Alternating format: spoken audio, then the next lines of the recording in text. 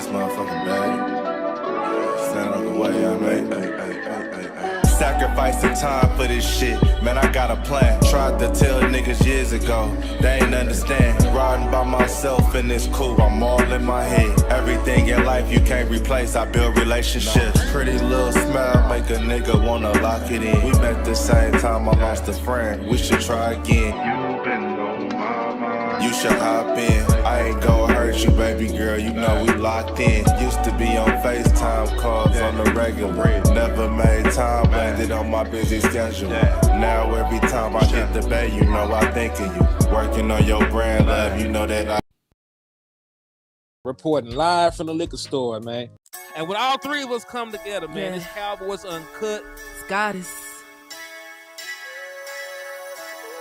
West Coast Cowboy in the middle, the Kanye West of this content stuff. And I'm a day one type of girl. Ain't nothing wishy-washy over here. I don't even know if this legit. In my head, he projected top 10. He gonna ball out, do his thing. Is there a team you're leaning towards? Is there a team you want to go to? Is there like a top or something? I mean, if you could script it exactly how you want it to. If I could script it, I mean, my family's all in Texas. Okay. I mean, I used to play in the Cowboys practice stadium. Okay. So, family being there, all the connections, all the relationships, I feel like that would just be the perfect city to play in. Jerry Jones, make the call. Hey, you know what to do, Jerry man. Jones, make the call. And we are live. What's good with y'all, man? It's your boy, Hennythemoor, reporting live from the liquor store, man. And that was Boise State running back Ashton Gentry, politicking to get drafted by the Dallas Cowboys. And as you know, he is a Dallas area native. As he stated there, he played in the Dallas Cowboys practice facility before growing up. Family is in the area. And he already mentioned before that he would be like a hometown hero. He was ever drafted to the Dallas Cowboys. So that was Ashton Gentry, who was on a historic run right now with Boise State, Heisman hopeful. And, man, we're going to just rock out and have ourselves a good time in the liquor store, man. I'll be quite honest with y'all. Like, I don't know what happened, but I am going through something with YouTube right now. I did get demonetized on YouTube. So we ain't gonna let nothing, stop us putting content out. We ain't gonna let nothing stop us from talking the real about these Dallas Cowboys.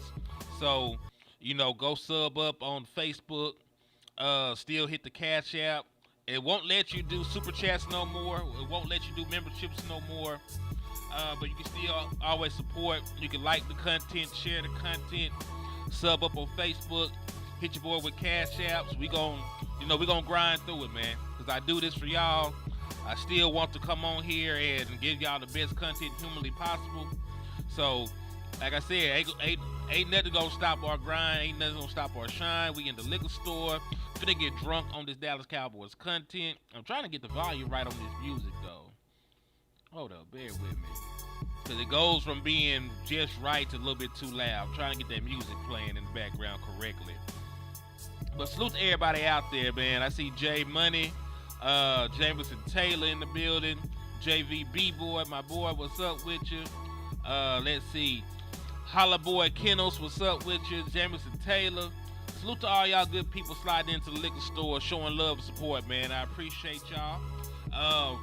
But yeah, man, let's get it. Oh yeah, man, most definitely. Like I said, it's a minor setback for a major comeback, man. Ain't nobody tripping about it. But we finna make it do what it do, man.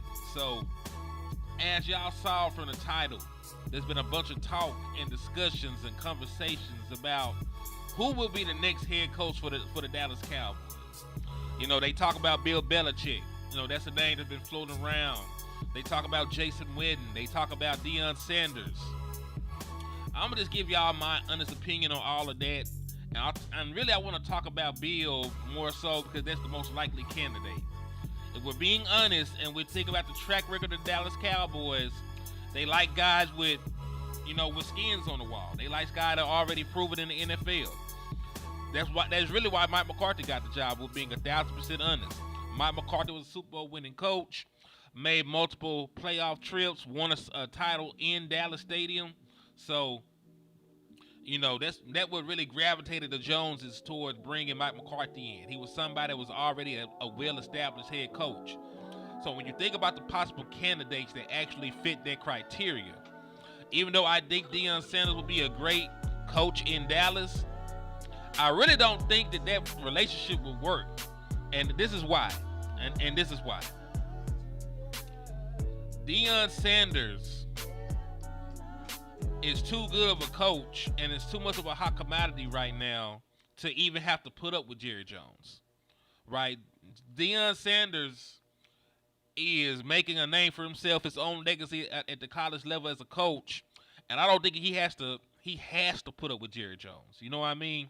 And that when you're talking about getting a hot candidate, a candidate that everybody else wants, that are vying for, when you think about the level of control and personnel decisions and how Jerry Jones usually handles the media, like that would turn off a hot coaching candidate. Like, those are some things that Deion would not have to worry about at a different location, especially in the college ranks. Colorado is Deion Sanders, right? Everything that goes on in Colorado is Deion Sanders. From the recruits that he brings in, who's the offensive coordinator, the defensive coordinator, who plays, how often they play, where they play at. He has complete control of that program, right? And when he was at Jackson State, it was the same thing. He had complete control of that program, from who the quarterback would be, who will be taking the snaps here, who will be taking snaps there, who got brought in, right, who got recruited. Like, nobody has that level of power and control and anonymity, in Dallas. Like, pretty much everybody has to bend the knee to Jerry Jones when you slide in here, right? So that's one thing. Two, Jerry Jones has not shown Deion Sanders the proper love over the years. And listen, I know he's been on the sideline of the games and stuff, but let me ask you a question. Is there any rational reason why Deion Sanders is not already in the Dallas Cowboys Ring of Honor? Out of all the great players that played, Deion Sanders is probably the best cornerback to ever play the position. He's already a Gold Jacket Hall of Famer. And it's not like he stayed in Dallas for a cup of coffee like he did with the 49ers. What a lot of people don't really consider is Deion Sanders played just as many years for the Dallas Cowboys as he did for the Atlanta Falcons. The team that drafted him, the Dirty Birds, all that. Right? He played just as many years for the Dallas Cowboys as he did for the Atlanta Falcons. He was with us when we won a Super Bowl. He was with us during the rebuild. He was still a draw for the Dallas Cowboys. He helped Jerry Jones make money and sell tickets when we were trash, right? So, Jerry Jones, you let me know, why is that man not within your Ring of Honor? Why is that man not being honored right now to this day with the rest of the Dallas Cowboys greats? So that's why I mean by that, man. Like, it would be good for us. Like, Deion Sanders, if he was allowed to be the coach that I think he is, it would be a great move for the Dallas Cowboys. My thing is, I don't think it's likely because, one, the job that I think that he actually wants is Florida State. That's the job that he wanted before we even went to Jackson State to coach. He just couldn't actually get the job at that point because he wasn't qualified, right? So now that he's building his name up, he's building his resume up with Colorado, I believe he either A, stays with Colorado for another year or two and continue to build that program, or B, like, he's on the next thing smoking to Florida State, especially with the way their season has went. Like, I would be surprised if Florida State's head coach survives this offseason. I'd be surprised if he's still here. With as abysmal as they've been, as underwhelming as they've been, I do not know, if the coach over there job is safe. So I don't even think Deion Sanders is interested. Matter of fact, out of his own mouth, Deion Sanders said he was not interested in the job. So I'm not saying it would not be a great fit.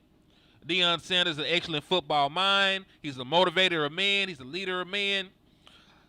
Like, he's one of the best defensive backs in league history. So I have no doubt that he can help elevate the play of our young defensive backs. But I just don't think that Deion Sanders wants to be here. Right? So I just want to go ahead and just prerequisite everything with that. I don't believe Deion wants to be here. There's other more sexy coaching destinations that Deion Sanders could go to.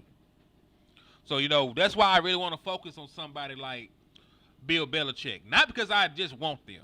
Like, let's keep it 1,000. I don't necessarily just want to get Bill Belichick. But Bill Belichick is the name that's being floated around. Bill Belichick, is somebody that recently said he's interested in coaching in the NFL in 2025. And he meets the criteria for what makes the front office comfortable. Right? One, he would be a little desperate. Right? Because more than one thing can be true. Bill Belichick is one of the best head coaches in league history, if not the best. Right? He's one of the best, if not the best head coach in league history.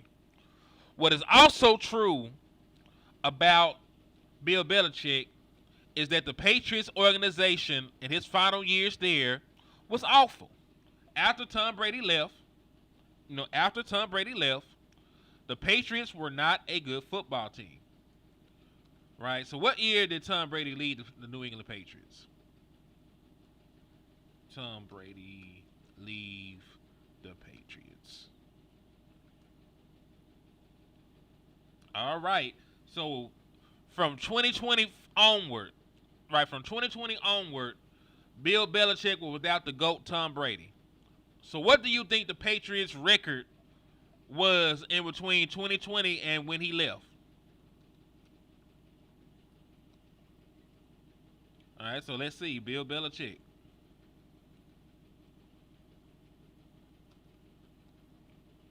What year did Bill Belichick leave?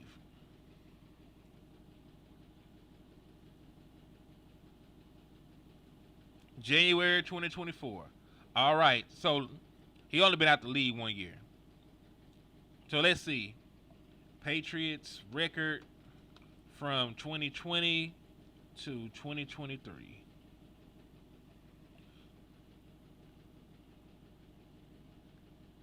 All right. So in those years without Tom Brady, right, the Patriots went 7-9. They went 10-7, 8-9, and 4-13 for a combined 29-38 record. No playoff wins, nothing. Right? So listen, more than one thing can be true. This is one of the greatest head coaches to ever coach in the league. And the last 4 years of him being a head coach were horrible. Like, that is what it is. You can make arguments about the personnel, but you also got to remember, Bill Belichick was the personnel guy with the Patriots. So that still fallbacks on him. Because he was making the decisions. He was making decisions about who got drafted and who got brought in and so on and so forth. He had absolute power with the New England Patriots. So even if you want to make the argument about personnel, you cannot make that an excuse because he brought the personnel in. Right? He brought the personnel in. So you're also, if you say something about the personnel, you're damning him as the personnel guy. So in order for that to actually work, in my humble opinion, if you wanted to bring Bill Belichick in and make him the head coach of the Dallas Cowboys, there will have to be some limitations to what you allow him to do. He cannot be the one picking the players. You got to leave that up to Will McClay. You got to leave that up to Will McClay. The Patriots were notorious for being unable to draft skill position players.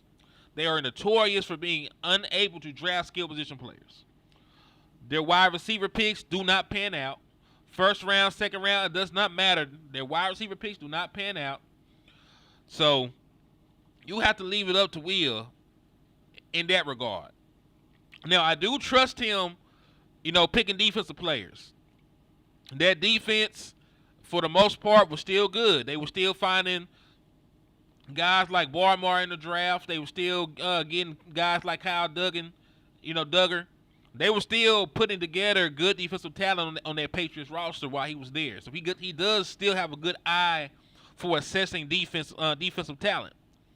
But if we got to pick skill position players and anything else, that should be solely left up to Will McClay and even Jerry and them. Like you can say that we have our issues, but we do not get wide receivers wrong. We don't get wide receivers wrong, especially in the earlier rounds. When you look at what we did when we went and got CeeDee Lamb, you look at us getting Dez Bryant. We made the move and we assessed that Amari Cooper was still like that and traded away a first-round pick to bring him in.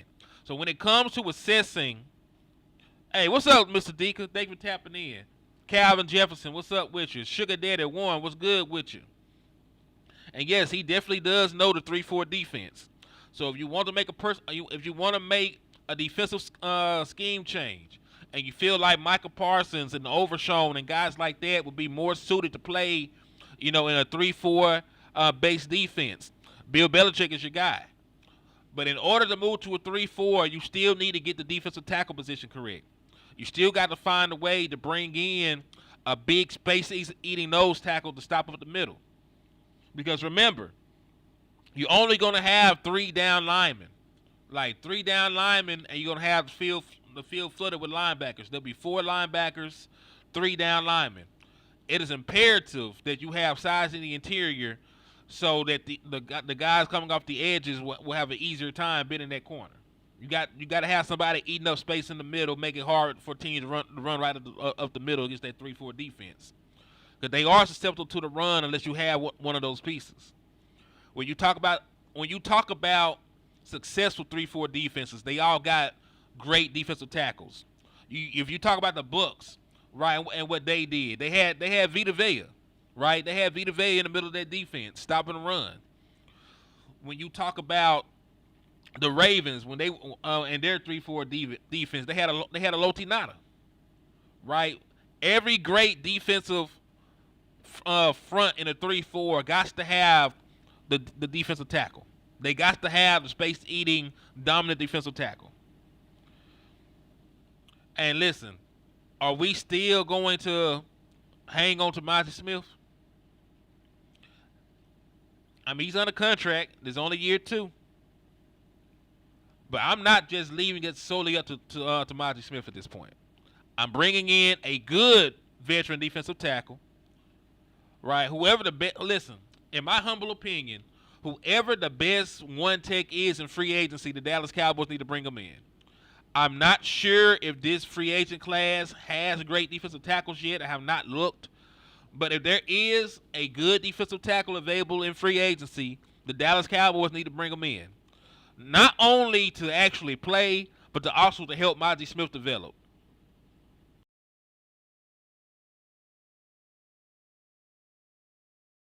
You got to help Monty Smith.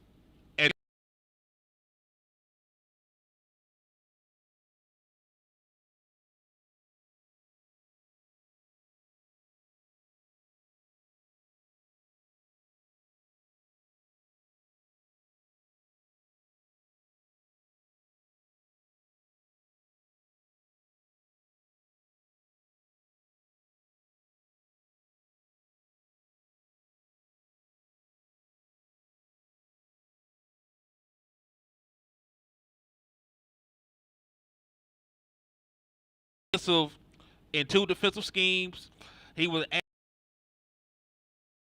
back. We Gucci. Okay, cool. All right. The weather was I guess the weather is messing with the Wi-Fi a little bit. It looked like it's trying to storm out there, but minor setback.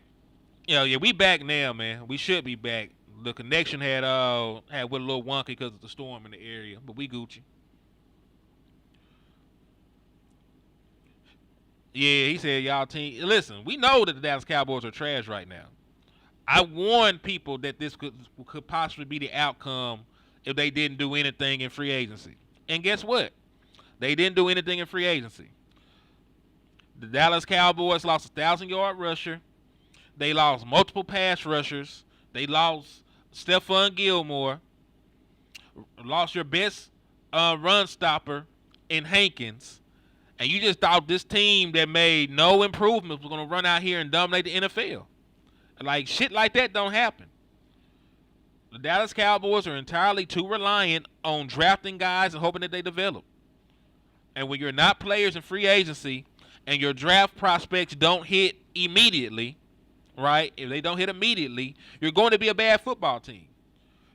You got an entirely new offensive line. You got a new left tackle that never played a position. A center that never played center before. Wide receivers outside of CeeDee Lamb that do not separate. And the one guy that you hope can have flashes of his former greatness here and there, and Brandon Cooks, has been missing the majority of the season. He's been on IR, dealing with a knee injury. So the Dallas Cowboys, you know, they are what they are. They are what they are. But I told y'all, you cannot, and to put this into perspective, the last time we saw the Dallas Cowboys last year, they were getting beaten 48. They got 48 points hung on them, right? The same team that had 48 points hung on them, right? The same team that had 48 points hung on them got worse in the offseason.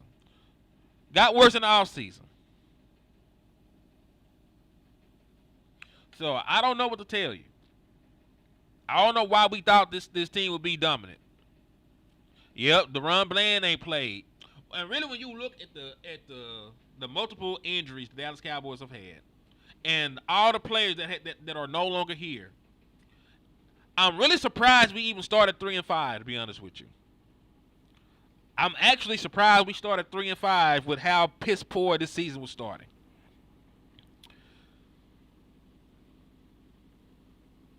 No Brandon Cooks, no DeMarcus Lawrence, no Sam Williams.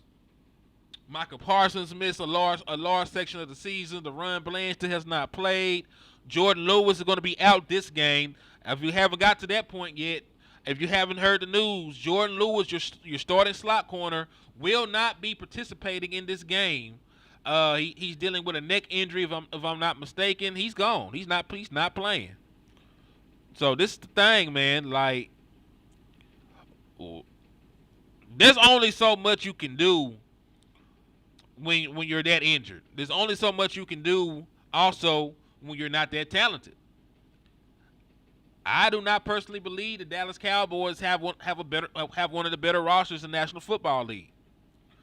Like, sure, your quarterback position is good. Your number one wide receiver is good. But when you look at your running back room, it ain't that great. You look at your wide receiving core as a whole, it's not that great. Right? Outside of CeeDee Lamb, who else would start on another football team? We got teams that got two bona fide number one wide receivers.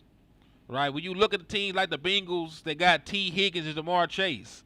You look at the Eagles, got A.J. Brown and Devontae Smith.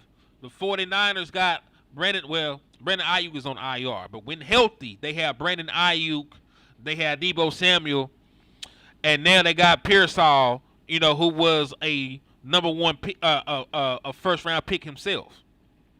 You look at the Texans. I know Stephon Diggs got hurt. They still got Nico Collins and Tank Dell, right? Playmaking wide receivers, explosive guys on the outside. The Dallas Cowboys don't really have that. So, looking top to bottom, and you damn sure can't say your defensive line is great, right? You damn sure can't even say your defensive line is great when you look at teams like the Detroit Lions. They got Hutchinson. They went and got DJ Reader. They got Neal in the middle of their defense, right? All those different guys on their defensive front. The Dallas Cowboys can't even stop the run. You don't even trust your defensive tackles at this point. So, really, when you talk about the Dallas Cowboys, they're not a well-constructed team. They don't have a lot of depth. And they're also a team that has beat the shit with injuries. Your starting quarterback's gone. Right? CeeDee Lamb is dealing with some stuff. Brandon Cook's been gone. Like, you just go up and down the list of all the injuries and things. Like, a team that is top-heavy in talent, that talent at the top gets hurt, you're left with practice squad guys, UDF guys, 7th-round picks, 6th-round picks, playing important snaps for the Dallas Cowboys. right? Out of necessity, Kalen Carson has had to play football, and even he's been hurt. Right? We had Andrew Booth playing football for us. We had the other young man, number 27, playing football for us. So yeah, man, the Dallas Cowboys were a top-heavy team, and most of the guys at the top got hurt.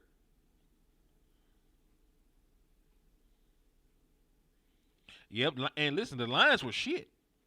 They were shit, but they put that stuff together. Right? They put that stuff together.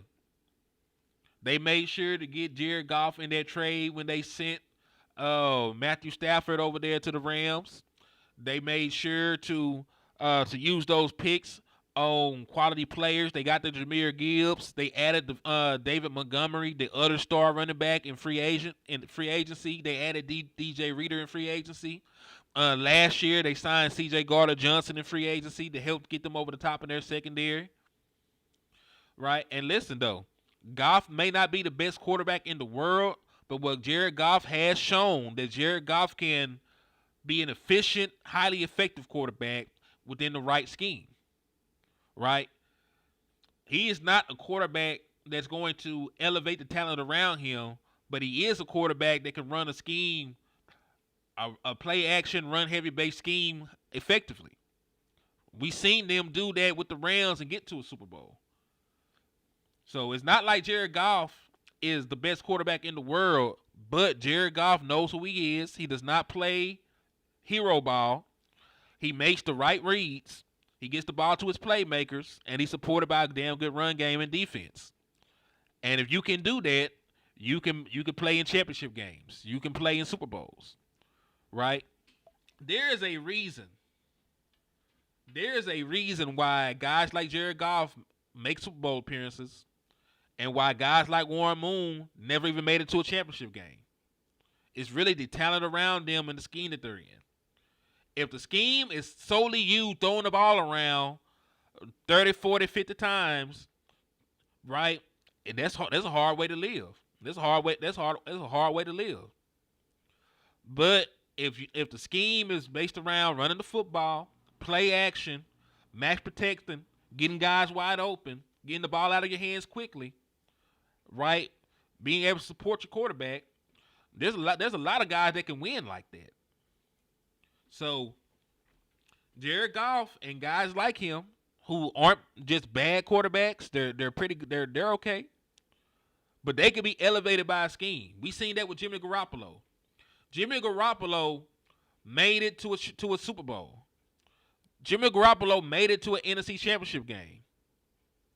Right? Jimmy Garoppolo was on a loaded roster that ran the football, that had skill position players, had a great defense, right? And, he didn't really have to do too much. Keep the ball out of harm's way, make the throws that are there, and, live to fight another day. If you got to take the sack, take the sack.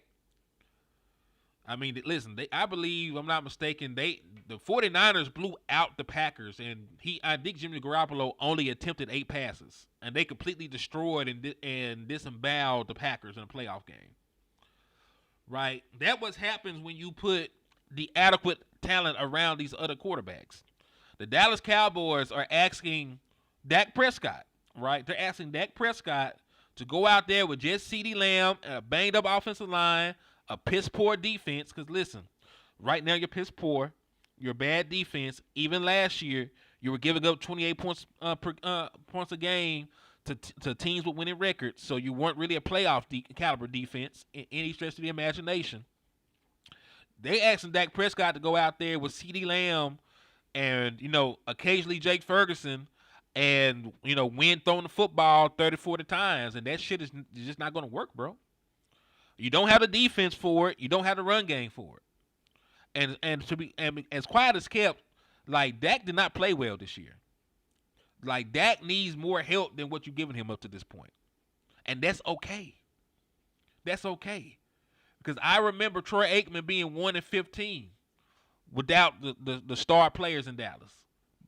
Before we had the triplets and it was Troy Aikman and them. We weren't winning football games, bro. We weren't winning playoff games. We weren't a great team until we put that talent around Troy Aikman. And now you can hand the ball off to Emmitt Smith. You can play action and get guys wide open. You can get those one-on-one opportunities on the outside to Michael Irvin because teams are so concerned with stacking the box against Emmitt Smith, right? You have to put talented teams together to win in the NFL. That's the end of the story. That's all it is. It does not matter the quarterback. It does not matter to anything. Unless you put adequate talent around guys, you're not going to consistently win in the NFL. Can you win some games like that? Yeah. We won some games like that this year. Not being, not having the adequate talent. Dak make a couple plays here and there. He makes some exceptional throws. Lead a game-winning drive now and then. Like that's, like you can win a couple games like that, but you can't win like that consistently, in my humble opinion. And I don't think there's an NFL team ever that did not have adequate talent that won.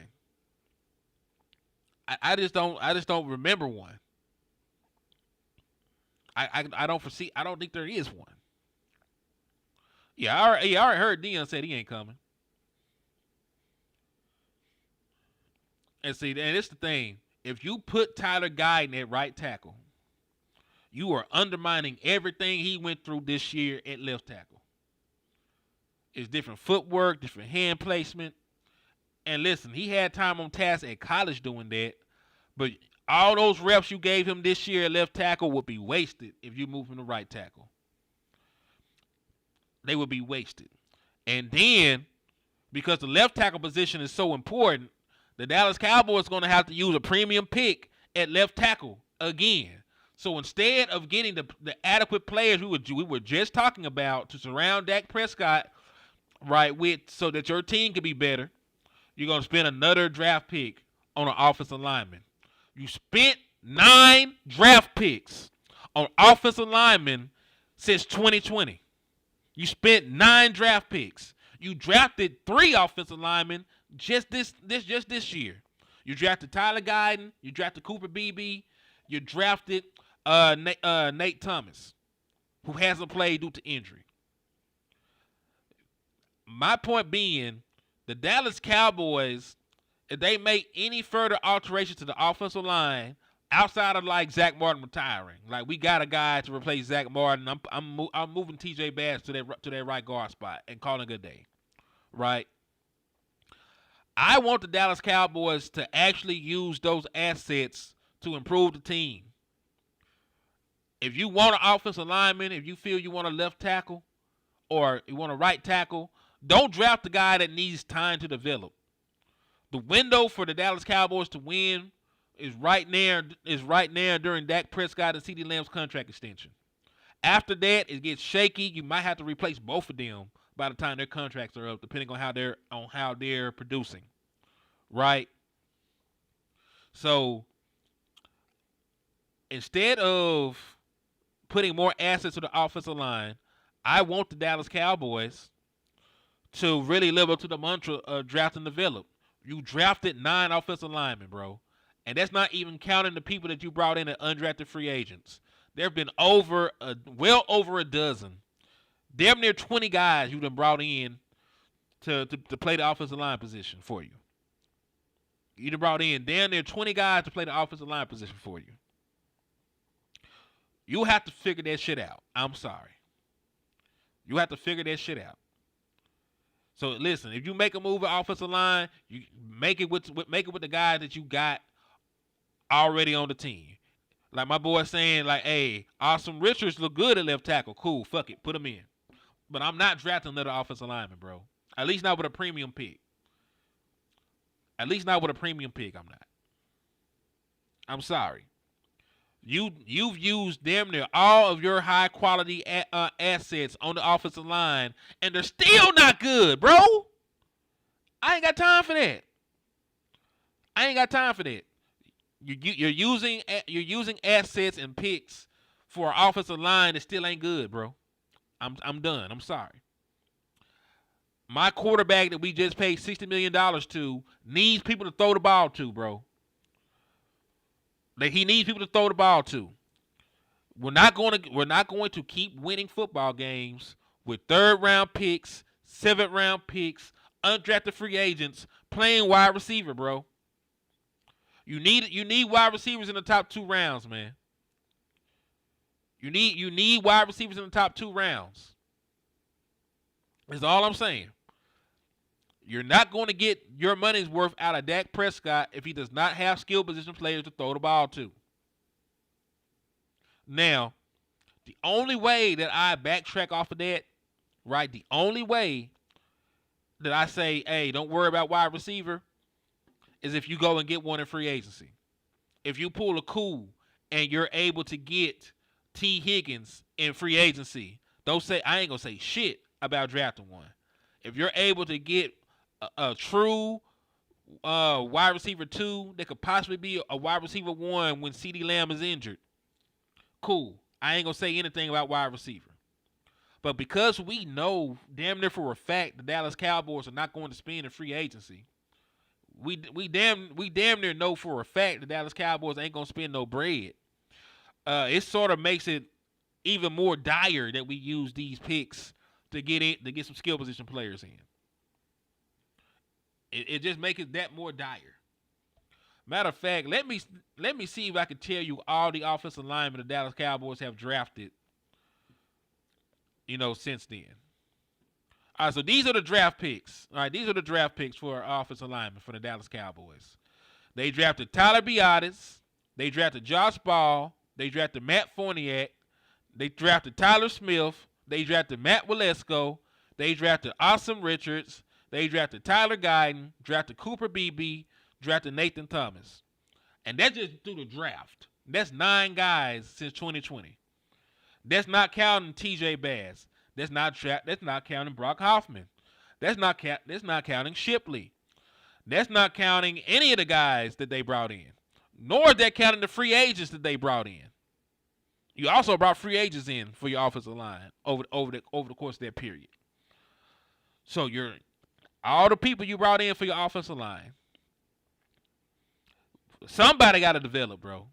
I'm sorry. Tyler Biadasz, he's the starting center right now somewhere else. Josh Ball, you had him around for 1,000 years. Matt Forniak, you had him around for 1,000 years. Tyler Smith is a stud. Matt Walesko's always hurt with bad shoulders. I don't know if he's worth a damn. Tyler Guyton has been getting his ass kicked, but he's young. Cooper Beebe been solid, and Nathan Thomas has been hurt. Somebody that you drafted have to step up. Or somebody that you brought in as an undrafted free agent, like TJ Bass, has to step up. But what I'm not going to do is continue to burn draft picks so you can say you got offensive linemen. Fuck it. I'm not. It don't make sense to me. You can't sell me. Yeah, you can't sell me that you're a draft and develop team and you don't develop your players. So give Tyler Guyton time, give Cooper Beebe time, get Austin Richards time, right? Get TJ Bass time, right? Let them develop. But I'm not drafting more. I'm not drafting more, at least not in the first round. If you want to spend a 3rd-round pick on an offensive lineman, that's cool. If you want to spend a 4th-round pick on an offensive lineman, that's cool. But I am not spending one of my first 2 picks, and I'm probably gonna have a top 10 pick, dog. We suck. Like, we suck bad. I'm not spending a top 10 pick on a fucking offensive lineman. I'm not spending a top 10 pick on a fucking offensive lineman, and I just drafted a left tackle last year. I just drafted a fucking center last year. I've been developing a guard on my bench for 2-3 years. He's ready to come out the oven. I'm not doing it. I'm not.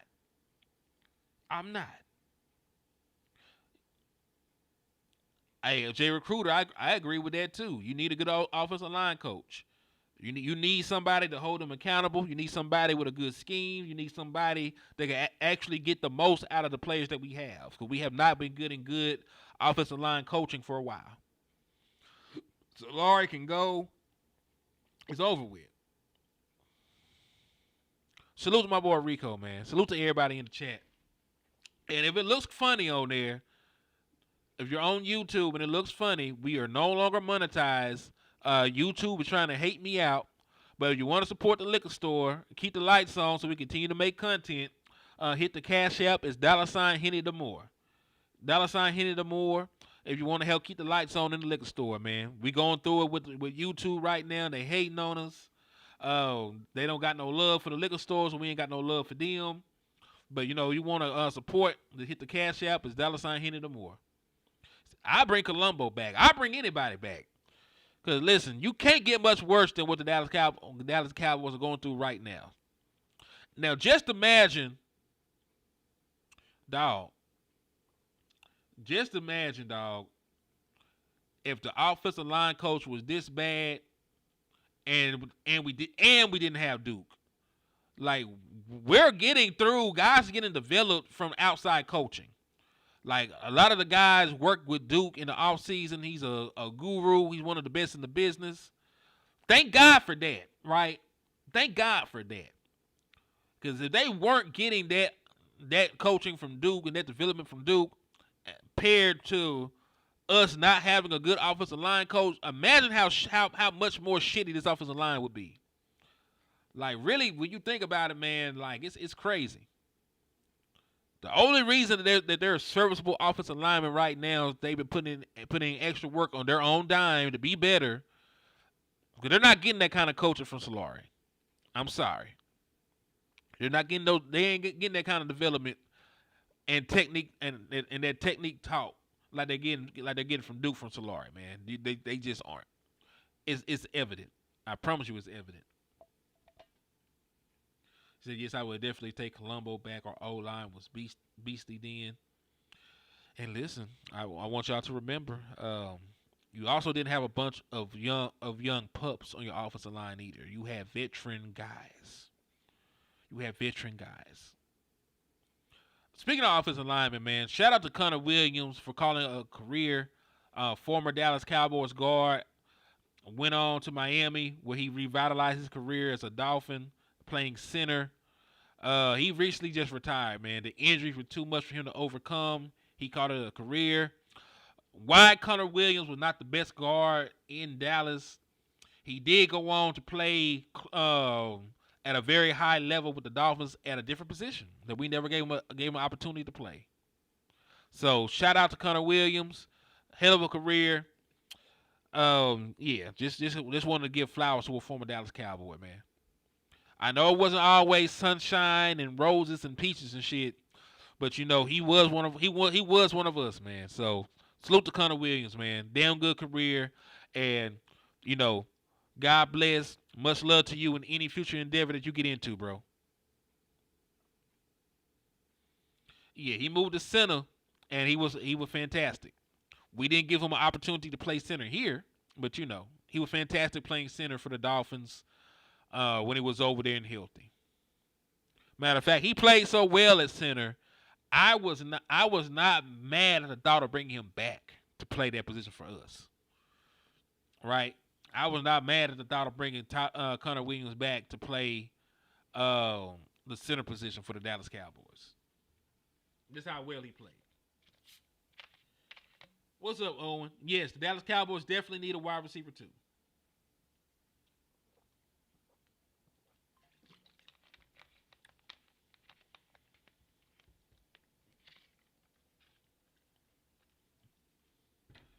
Do we know that for a fact, or is that just something from the rumor mill? Because he never played guard again. He went to Miami, played center, and then we went to Seattle, he played center. I'm gonna look into that. To see if that's hearsay or if that's that's substantially supported by a report. But that's definitely something to look into, Wood. I appreciate you for the tidbit. Carl said, if I was a good offensive lineman at a position and the team asked me to move, I would not do it either. Yeah. But he wasn't. That's the thing. Like, I know he just retired. I just gave him his flowers. He was not a good guard. He wasn't good. That's why I think he should have moved for Dallas. That's why I think he probably should have moved because he wasn't a good guard. Like he was one of the weaker links on the Dallas Cowboys offensive line when he played in the interior. So, but it is what it is. I'm glad that he found a niche. I'm glad he had success after Dallas, and I'm glad that he retired relatively healthy. He can spend time with his family, enjoy that good NFL money, draw that pension, put his feet up. Hey, job well done, Connor. Remember, dog, like Connor's not even in his 30s yet. That's why we say things like the NFL stands for not for long. Connor Williams is retiring for injuries, and he's not even 30 years old yet. I think the young man is only like 28 years old. He's only like 28 years old. Matter of fact, let me see. Yeah, Connor Williams, center. Oh, I'm sorry. He is 27 years old, retiring from the NFL due to injury, bro. That's what we mean when we say the NFL stands for not for long, dog. You never know how long you actually got to play and get your money. That's why I'm never upset when a guy gets the bag, bro. I'm never upset when a guy gets the bag because you never know. You never know when your time is up. Just like, don't you find it funny? Dak Prescott and CeeDee Lamb both get injuries after they get their contract. Trayvon Diggs, after getting his contract, got his injury. Because imagine what happened if Dak Prescott, CeeDee Lamb, and Trayvon Diggs would have bet on themselves. They would have been free agents, nursing long-term injuries. Dak Prescott tore his hamstring off the bone. Trayvon Diggs tore his ACL. Right? CeeDee Lamb got an AC joint injury and a back injury. So imagine if they didn't get their extensions in the offseason before these injuries, and they were playing on 1-year deals, betting on themselves, like a lot of people said they should do. They would be up Schitt's Creek without a paddle. No, you don't trade your best players. At least not for them being a distraction. I mean, dog, at this point, I'm going to be very blunt with y'all. Folks was fucking hoes, snorting coke, beating people up in the club. They were doing everything on the 90s Cowboys. Every kind of debauchery, every kind of distraction, they dealt with that shit. The difference is there's not cameras. They know that they were doing wild shit. All kinds of wild shit. So, I'm sorry. Like, there's very little you can do for me to want you off my team if you're good. There's very little you can do for me to want you off my team if you're good.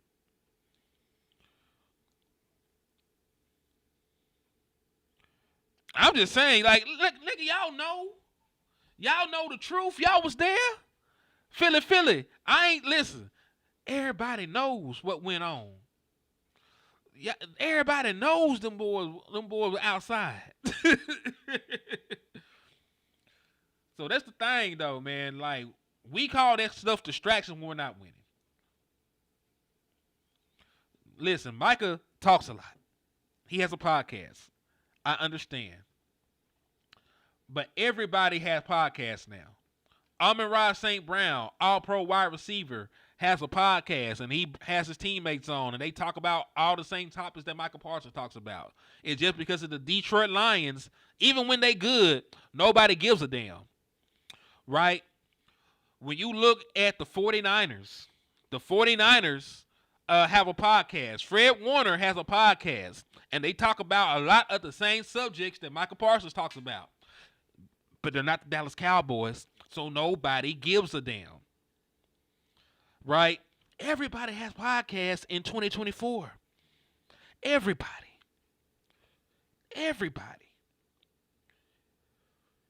So I don't want to make it a habit of getting rid of guys because of podcasts and being outspoken when everybody that we're going to draft and come in and bring in are going to be like that. This is the era we live in. You're not going to have old school guys coming through that door. Everybody lives in the TikTok, Facebook, Twitter era.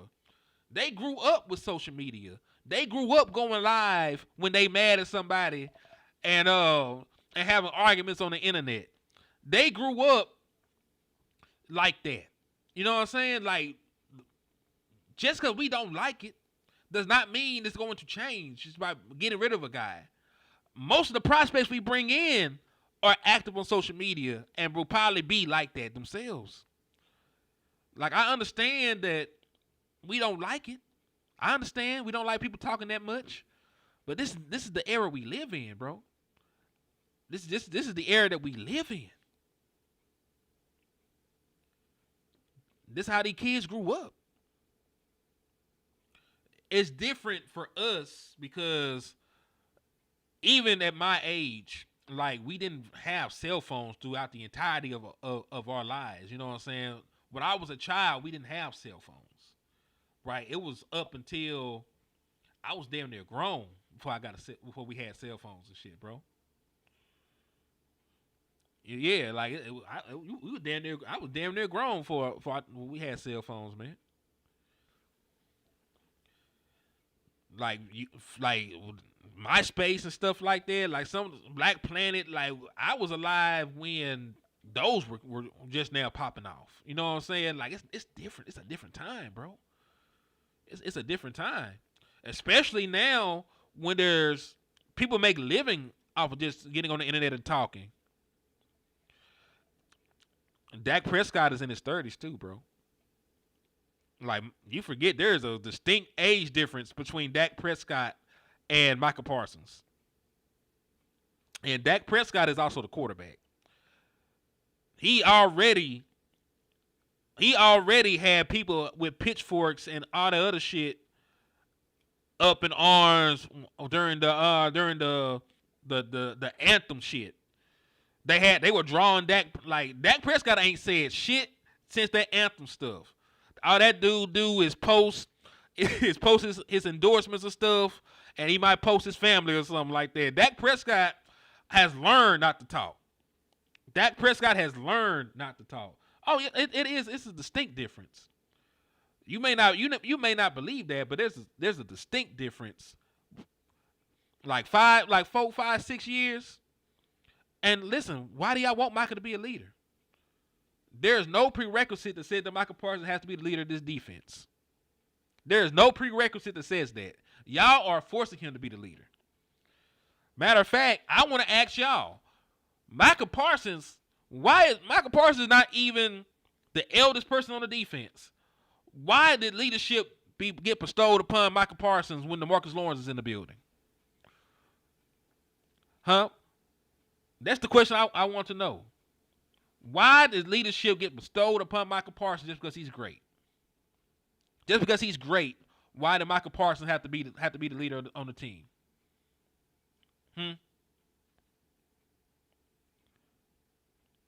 That's the question I want to know. Why did Micah Parsons automatically get picked to be the leader just because he's a great player?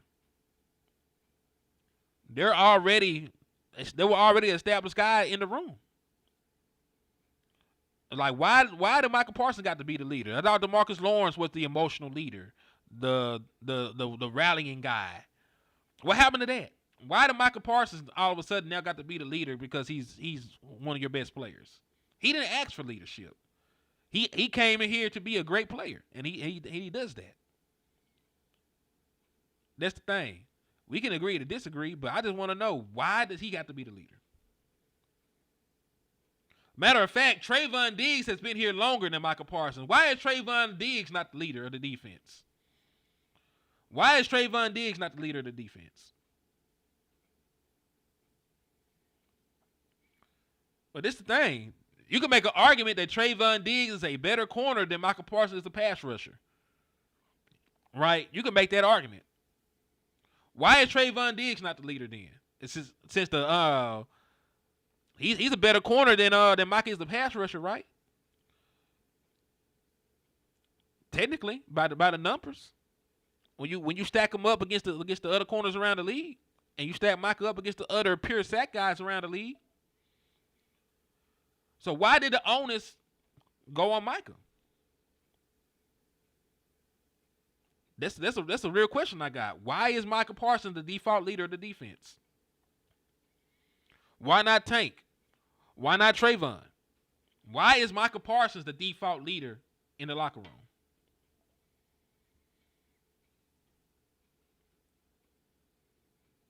I should not getting answers to the question though. Why is Micah Parsons the default leader in the locker room? That's all I want to know. He said Micah and CD said on his podcast. That was after. That was just this last offseason. Folks were calling Micah Parsons a leader on this team when he was a rookie, and that didn't sit right with me then.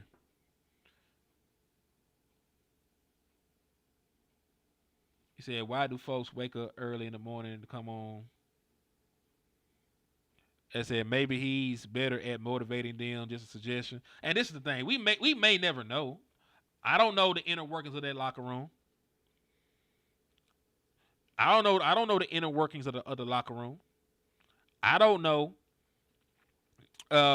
what guys' interactions are. I don't know which guys rock with each other and which guys are just obligated to be around each other because they work together. I don't know those situations and shit like that. But this is my thing. I'm just talking about public perception. Because he talks a lot, and that's probably why y'all think he's the leader. He talks a lot. But my question is, when there are already established veterans on the team, why then should the burden of leadership be on Micah Parsons? Could he be a leader? Sure. But does he have to be the leader? And when we talk about leadership, there are different leadership archetypes. Right? Not everybody even leads the same. So maybe when you say that Micah's not a leader, or he shouldn't be a leader, maybe he doesn't fit the archetype that you find desirable for a leader. But there are different archetypes to leadership. Matter of fact, I would get further into it, but this was landlord idea to even talk about the archetypes of leadership and shit. So when he gets time, we'll do a show about that and how that applies to the Dallas Cowboys. I mean, I ain't gonna say he ain't the leader, because I don't know this man personally. I know his brother, but I don't know Micah Parsons personally to say he's not a leader. Because we don't know what he does outside of social media. We don't know the guys that he picks up. We don't know the guys that he helped mentors. We don't know how he helped guys prepare. We don't know any of this. We are now on the outside looking in. So I ain't gonna say that he's not a leader. I just had a question on why he automatically had to be the leader.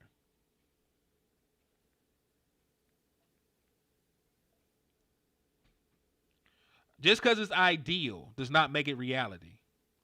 And that's the thing. Is Kevin Durant a leader? He's been the best player on most of his teams, and I don't think anybody would say that Kevin Durant was the leader of those teams. In Golden State, you would probably say it was Steph Curry or them, right? So you can be the best player on the team and not be the leader of the team, and that's fine. It's fine. You don't have to be the leader by default just because you're the best player.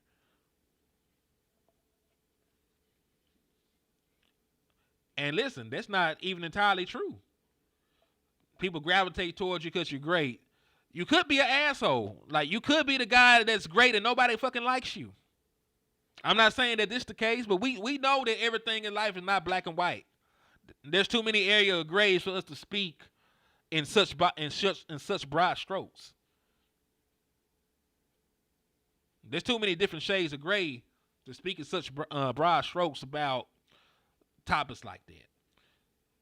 Like, we know great players that nobody likes. We hate them niggas.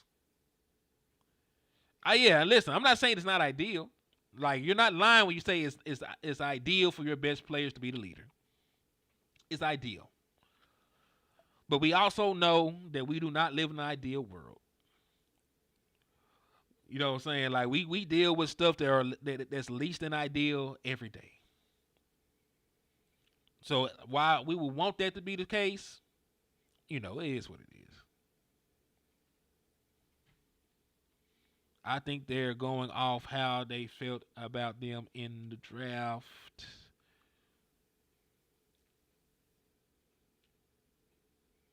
Mm-hmm. You never know. And listen, a lot of that stuff is subjective too. Like I said, there are different types of leadership. There are different leadership archetypes. I don't want to steal landlord's thunder going into them because we're going to do a whole show about that. But it has been an hour, though.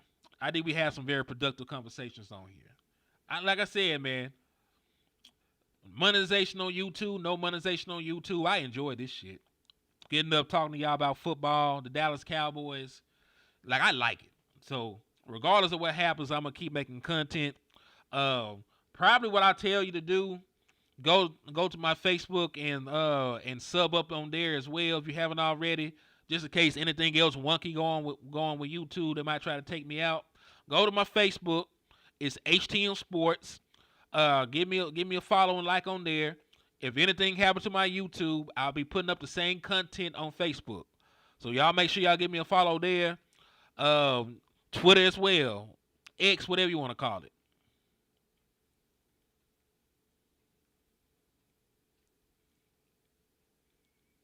And this is the thing. We see Micah Parsons, and this is the last thing I'm going to say about this before we get out of here. We see Micah Parsons and what he says publicly. We don't know what happens behind closed doors.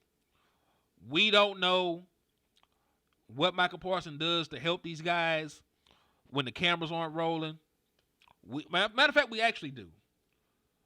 So let me ask you, with bringing your defensive players to work out with you, not be leadership. Because we say when Dak Prescott brings guys to the Dak yard and they throw the ball around, that's good leadership. Well, Micah Parsons in the offseason works out with his guys. They do boxing, conditioning, weight training, pass rushing summits, right? Is that not leadership? Putting the work in with your guys and dragging them along, is that not leadership? Just because you talk a lot, does that mean that your actions don't reflect that that's good leadership? And I'm not saying that he is the greatest leader in the world. I'm just asking you what all quantifies leadership in your mind.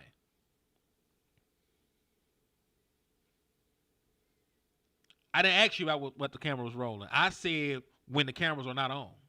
I asked you a particular question. Training, working out, bringing guys along to your personal trainers that you pay for to help them develop, is that not leadership? And that's a yes or no question. I'm not saying that everything he does is for the benefit of the team. I don't believe that. But I'm saying we can't say that he doesn't do anything that quantifies as good leadership. Sure, he talks too much. But does he help the guys get ready? Does he help the guys prepare? Does he help the guys train? And you can say yes to that. More than one thing can be true at the same time.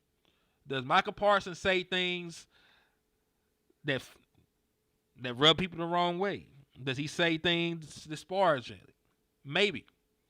But you also got to look at the other stuff. That's why I say, man, it's a multifaceted discussion when it comes to leadership. You said the Ravens beat us, we beat the Steelers. I would say the Ravens will win. It just depends where they're playing this at.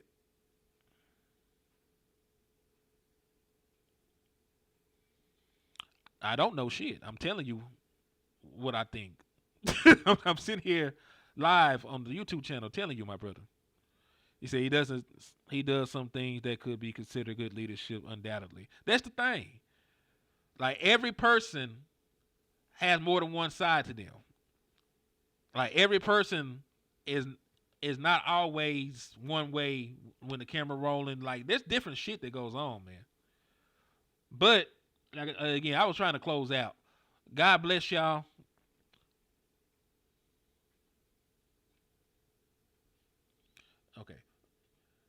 God bless y'all. We finna wrap this up. I'll be back sometime.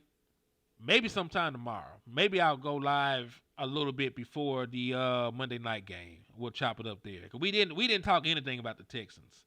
The Texans are good. We're ass. They're probably gonna beat the shit out of us.